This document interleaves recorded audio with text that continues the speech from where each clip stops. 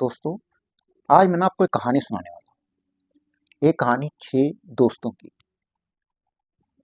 जब हमारे अंदर बहुत जोश होता है, हम बहुत कुछ फैसले बिना कहे बोल देते हैं या हमारे मुँह से बहुत कुछ निकल जाता है। बाद में हमें रिग्रेट भी रहता है, पछतावा भी होता है कि यार ये क्या गलत बोल दिया। कोई ऐसे ही कभी-कभी हो जाता है। एक कहानी सुनाता हूँ मैं आपको। 6 दोस्तों की कहानी कह रहा था मैं। ये 6 दोस्त एक ही कॉलेज में पढ़ते थे और कॉलेज का आखिरी दिन, सब पार्टी कर रहे हैं आपस में। 6 दोस्त पक्के दोस्त थे, पहले दिन से ही मिले थे कॉलेज में। पक्की दोस्ती, खाना-पीना चल रहा है, तो उनमें से एक दोस्त ने पूछा कि चलो आज तो हमारा आखिरी दिन है, फिर कब? फिर मुलाकात कब होगी?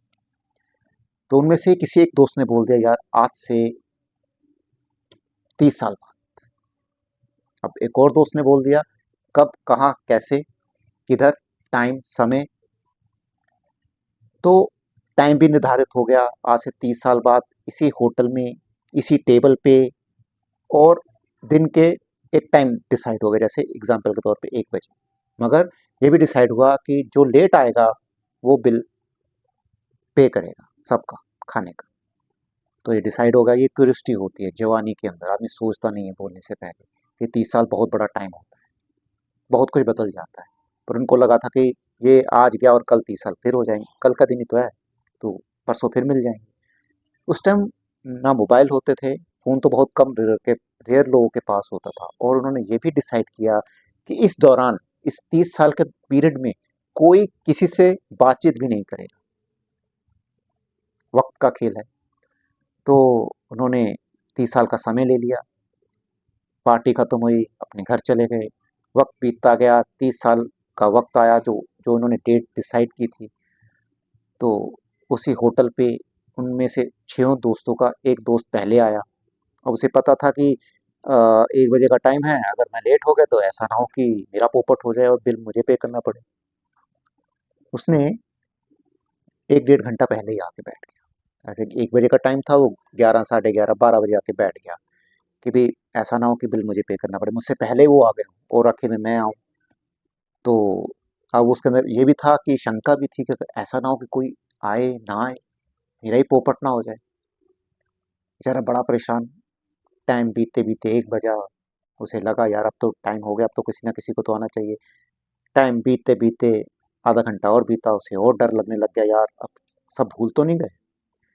उसी बीच एक और दूसरा दोस्त आया, तो उसे देख के दूसरों को बड़ी खुशी हुई, दोनों से हाथ मिलाया, बातें शुरू की। तो उसे अब पहले वाले को लगा कि यार सही है, मैं अब, मेरा पोपट नहीं हुआ है, अगर कोई आया है तो सभी आएंगे। शायद हो सकता है एक आधा कोई ना आए या दो ना आए, भूल गए हों किसी रीजन से, मगर कमिटमेंट था तो सबने बोला था आना है तो मतलब आना ही है। तो 2 आए, उसके बाद एक और दोस्त आया कुछ टाइम बाद। उन्होंने उसको वेव किया, हाथ मिलाया, गले लगे, बातचीत शुरू हुई, और उनको और कॉन्फिडेंस हो गया यार हम अगर अब 3 हैं तो 3 और आएँगे। वक़्त बीता, खाना शुरू हुआ, खाते-खाते, खाते-खाते चौथा भी आया, 5वां भी आ गया। बहुत खुशी हो गई कि ले भई अब हम पूरा हो गया।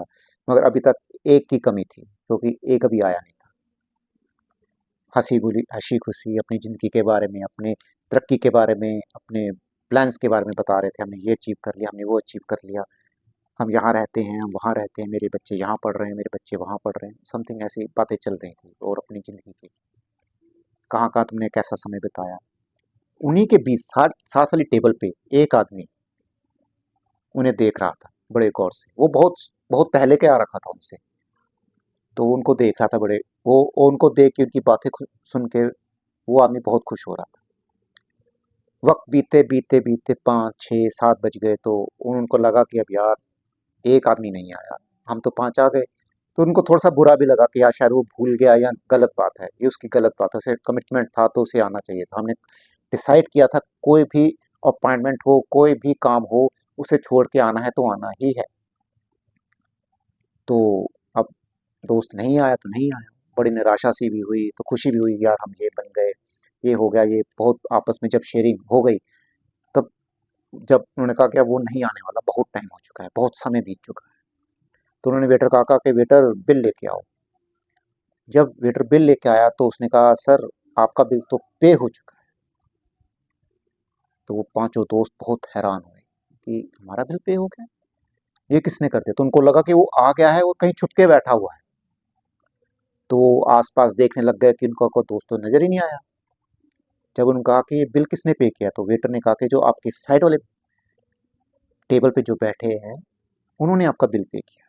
तो उन्होंने देखा ये आदमी कोई नौजवान सा है, इसे तो हमने कभी देखा भी नहीं, हम इसे जानते भी नहीं, इसने हमारा बिल पे क्यों किया? जब उसे बुलाया गया तो उसने कहा कि मैं मैं आप जिसका इंतज़ार कर रहे हो, मैं उन्हीं का ही बेटा हूँ। तो कहते हैं मगर तुम्हारे पापा कहाँ हैं? क्या सब कुछ ठीक है? बहुत सी बातें पूछी तो उसने कहा कि अब पापा इस दुनिया में नहीं हैं,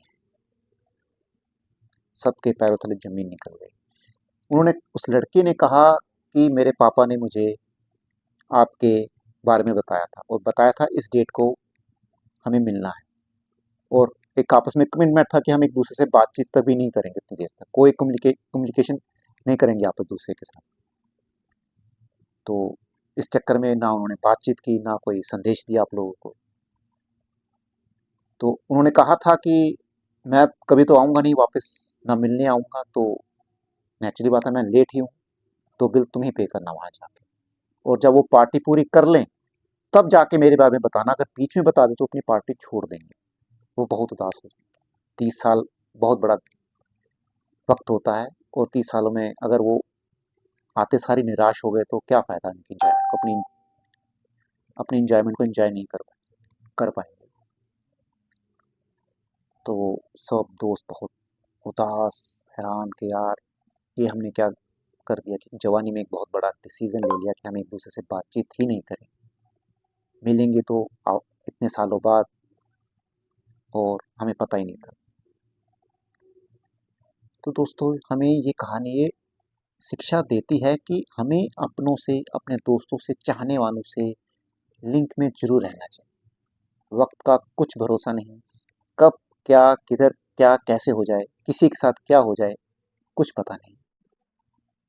चाहे आप व्हाट्सएप के थ्रू किसी के साथ लिंक में रहें, फ़ोन के थ्रू रहें, बातचीत करते रहें, कुछ ना कुछ कम्युनिकेट एक-दूसरे के साथ ज़रूर करते रहें, जिससे एक-दूसरे की खैरियत, उसके बारे में पता चलता है। मेरा कहानी सुनाने का बस यही मतलब था। फिर मिलते हैं अगले वीडियो में। नमस्कार।